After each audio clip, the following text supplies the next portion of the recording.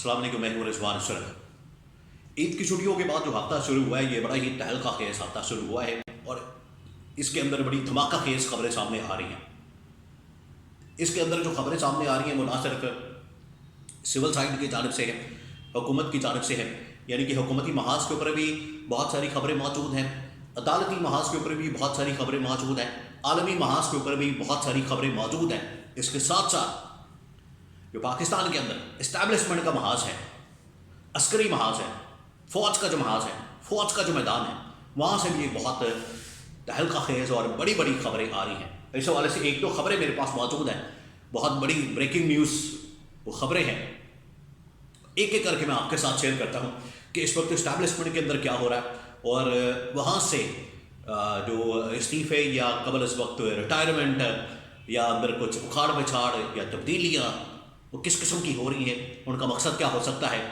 और आने वाले वक्त के अंदर, आने वाले वक्तों में, यानी कि ये जो महीना है अप्रैल का महीना, इसके जो चंद दिन बाकी हैं और अगला महीना, ये आप कह लें कि 6 से 8 हफ्ते, ये बहुत अहम तरीन हफ्ते हैं। तो इनके अंदर जो बड़ी बड़ी डेवलपमेंट्स होनी है उसका बराह रास्त ताल्लुक इस खबर के साथ है जो अभी मैं आपके साथ शेयर करता हूँ। दो खबरें हैं मेरे पास। पहली खबर ये है कि core commander Mangla Bilal Safdar, lieutenant general Bilal Safdar, उनके बारे में खबर ये है कि हर जगह के ऊपर वो खबर चली कि उन्होंने कबल इस वक्त रिटायरमेंट ले ली है। देखिए, पहले आपने इस बात को समझना है कि अब ये कबल इस वक्त रिटायरमेंट है या इस्तीफ़ा है या उनको ज़बरदस्ती घर भेजा गया है, वो क्या इख्तलाफात हैं या क्या मामलात हैं जिसकी वजह से कबल इस वक्त रिटायरमेंट हुई है और ये उनके ऊपर प्रेशर मौजूद है। पहले तो आपने ये फ़ौज का थोड़ा सा सिस्टम समझना है कि उसके अंदर होता क्या है, उसके अंदर किस तरह से रिटायरमेंट होती है, किस तरह से लोग यहाँ से जो टॉप लेवल की कमांड है वहाँ से लोग इधर उधर शफल होते हैं, जाते हैं, आते हैं। वो पहले आप थोड़ा सा सिस्टम को समझ लें। कबल इस वक्त रिटायरमेंट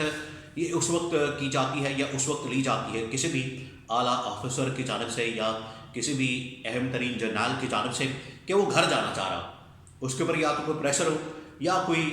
ज़ाती कोई और रीज़न हो। मैं आपको एक वाक़या सुनाता हूँ इस बारे में कि जिस वक्त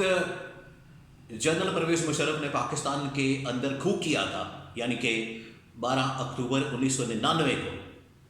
उस वक्त के DGI जनरल ज़ियाउद्दीन बानी,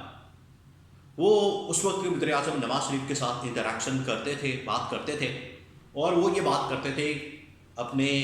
ये कू से कुछ दिन पहले कि मुझे आप रिटायरमेंट दे दें। उनकी रिटायरमेंट को तकरीबन 3-4 महीने पड़े हुए थे और वो कहते थे कि मुझे आप रिटायरमेंट दे दें, एक इदारा है उसमें मुझे आप भेज दें और मैं उसमें चले जाऊंगा। रिटायरमेंट के बाद मेरी नौकरी भी मिल जाएगी, वो इदारे के अंदर पोस्ट जो है वो टॉप की वो खाली पड़ी हुई है, मुझे आप वहाँ पर भेज दें। खैर बाद में उनको वहाँ तो नहीं भेजा गया, उनको जो है वो DGI थे उस वक्त जनरल ज़ियाउद्दीन बानी। नवाज शरीफ ने उनको पकड़ के आर्मी चीफ लगा दिया, अंदर से कू हो गया और वो फिर वो भी फारिग हो गए उसमें। तो ये जो फ़ौज के अंदर जो टॉप मिलिट्री कमांड है लेफ्टिनेंट जनरल लेवल की, जनरल लेवल की,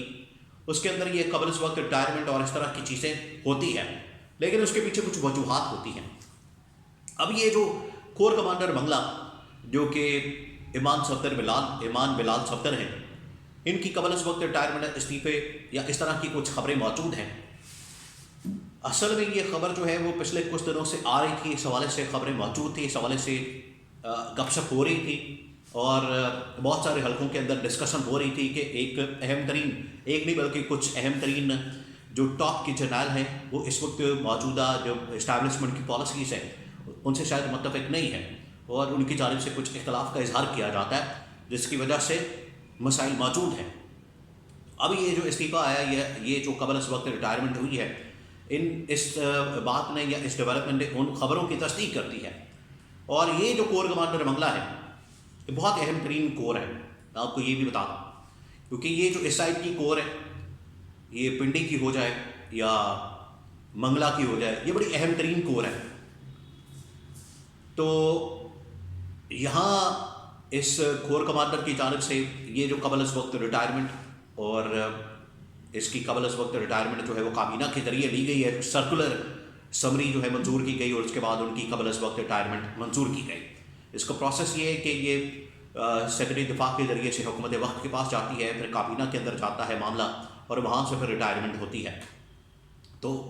یہ قبل از وقت ریٹائرمنٹ لی گئی۔ اب ان کی ریٹائرمنٹ یہ کیوں ہوئی ہے اس کے بعد میں جنرل فیض حمید سے متعلق ایک خبر آپ کے ساتھ شیئر کروں گا۔ یہ جو قبل از وقت ریٹائرمنٹ ہوئی ہے اس کے پیچھے 2-3 اس وقت کانسپریسی تھیوریز ہیں یا 2-3 اس بارے میں جو چیزیں ہیں وہ بیان کی جا رہی ہیں۔ ایک اس میں یہ کہا جا رہا ہے کہ جو کور کمانڈر منگلہ ہے وہ اسٹیبلشمنٹ کی جو موجودہ اس وقت ٹاپ ملٹری کمانڈ ہے ان کی پالیسیز ہے، ان کی جو اس وقت اوپینین ہے یا ان کی جو اسٹریٹجی ہے پاکستان کے اندر اس سے شاید متفق نہیں تھے، اس سے اتفاق نہیں کرتے تھے، جس کی وجہ سے وہ سوچ رہے تھے اور اپنا اظہار بھی کرتے تھے، برملا اظہار بھی کرتے تھے اندر میٹنگز کے اندر اور مختلف جگہوں کے اوپر، اور وہ سوچ رہے تھے کہ ریٹائرمنٹ لی جائے۔ تو آخرکار ان کی جانب سے یا تو خود سے ریٹائرمنٹ یہ اپلائی کر دی گئی اور انہوں نے ریٹائرمنٹ لے لی، یا پھر وہ جبری طور پر ان کو گھر بھیج دیا گیا اور جبری طور پر ان کو ریٹائر کر دیا گیا۔ اب جو کور کمانڈر منگلہ ہیں یہ بلال صفدر، ان کے بارے میں یہ بھی ایک معاملہ بڑا اہم ترین معاملہ سامنے آیا کہ جو اگلے سال 2025 میں نومبر 2025 میں جو موجودہ آرمی چیف جنرل عاصم نے ان کی جو مدت ملازمت مکمل ہونی ہے اس وقت اگر ان کو ایکسٹینشن نہیں ملتی، جنرل عاصم منیر کو اگر ان کو ایکسٹینشن نہیں ملتی تو اس وقت جو لسٹ تیار ہونی تھی 3 جرنیلوں کی، اس کے اندر ان کا نام جو سینئر کی لسٹ تیار ہونی تھی اس میں ان کا نام شامل ہونا تھا۔ یہ جو ابھی کور کمانڈر منگلہ ریٹائر ہوئے ہیں، قبل از وقت ان کو ریٹائر کیا گیا ہے یا انہوں نے ریٹائرمنٹ لی ہے، تو اس حوالے سے یہ بہت اہم معاملہ ہے۔ ان کی شخصیت یا ان کا جانا یا یہ بطور کور کمانڈر یہ بہت اہم ڈیولپمنٹ ہے اور یہ بہت اہم ترین شخصیت اس وجہ سے تھے کہ اگلی جو لسٹ آنی تھی سینئر لسٹ، سینئر جرنیلوں کی لسٹ، اس کے اندر ان کا نام شامل ہونا تھا جو کہ آرمی چیف کے لیے کنسیڈر ہوتی ہے،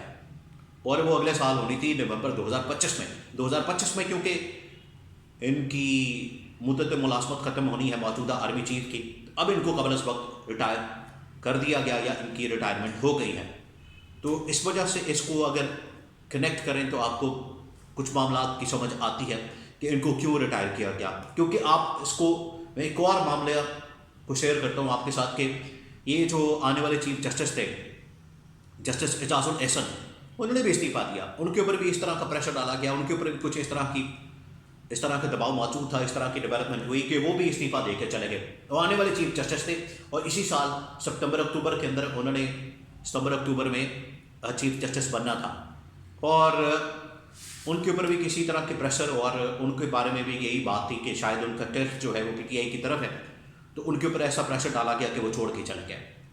تو یہاں بھی کچھ اس طرح کی باتیں ہیں، یہاں بھی کچھ اس طرح کے معاملات ہیں اور اس طرح کی کہانیاں جو ہے وہ سامنے آئی ہیں۔ اور اس پر اب میں آپ کو ایک اور خبر دے دوں کہ اگلے 2 سے 3 ہفتوں کے اندر نہ صرف اس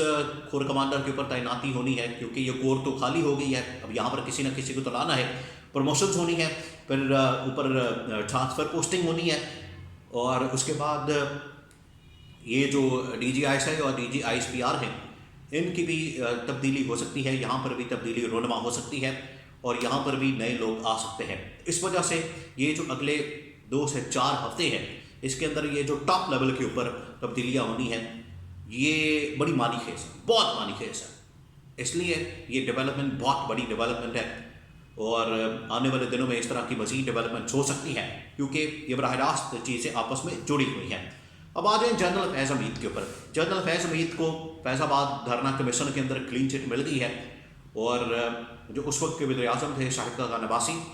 ان کی جانب سے اس وقت کے وزیر داخلہ احسن اقبال، ان کی جانب سے باقاعدہ طور پر ٹاسک اور ذمہ داری دی گئی تھی۔ جنرل فیض حمید کو یہ رپورٹ کے اندر انکشاف کیا گیا ہے، رپورٹ جو سبمٹ کی گئی ہے اس کے اندر یہ بتا دیا گیا ہے کہ جنرل فیض حمید کا اس سے کوئی تعلق نہیں تھا، دھرنا جو کمیشن ہے اس نے باقاعدہ طور پر رپورٹ کے اندر یہ بات مینشن کر دی ہے کہ دھرنے سے فیض حمید کا کوئی تعلق نہیں تھا. انہوں نے خود بھی یہ بات کر دی تھی کہ میرا اس معاملے سے کوئی تعلق نہیں تھا. تو یہ جو نواز شریف کی جانب سے، نون لیگ کی جانب سے بیانیہ بنایا جاتا ہے اور ٹارگٹ کیا جاتا ہے جنرل فیض حمید کو، کم از کم ان کا جو بیانیہ ہے وہ تو فارغ ہو گیا. ان کے بیانیے سے تو ہوا نکل گئی، غبارے سے ہوا نکل گئی، اس کے اندر کچھ نہیں بچا. تو جنرل فیض حمید کو کلین چٹ مل گئی ہے اس معاملے میں کم از کم. اور یہ جو ان کے اوپر ڈالنے کی کوشش کرتے تھے، بات کرتے تھے اور دھرنے کا ذمہ دار ان کو قرار دیتے تھے، اسٹیبلشمنٹ کو، فوج کو، اس پہ تو کم از کم کلین چٹ مل گئی اور جنرل فیض حمید اس میں کلیئر ہو گئے ہیں.